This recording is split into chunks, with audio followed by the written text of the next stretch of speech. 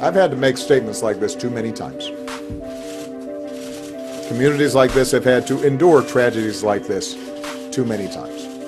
There's no greater honor, but also no greater responsibility for me than to make sure that the extraordinary men and women in uniform are properly cared for, so we are going to stay on this. We cannot and will not be passive in the face of such violence.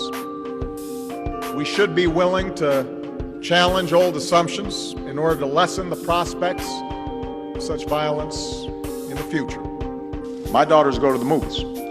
What if Malia and Sasha had been at the theater, as so many of our kids do every day? These kinds of terrible, tragic events are happening with too much regularity for us not to do some soul searching and to examine additional ways that we can reduce violence. The majority of those who died today were children. Beautiful little kids between the ages of 5 and 10 years old. And we're going to have to come together and take meaningful action to prevent more tragedies like this, regardless of the politics.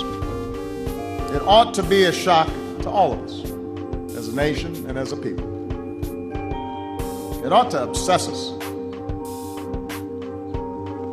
It ought to lead to some sort of transformation.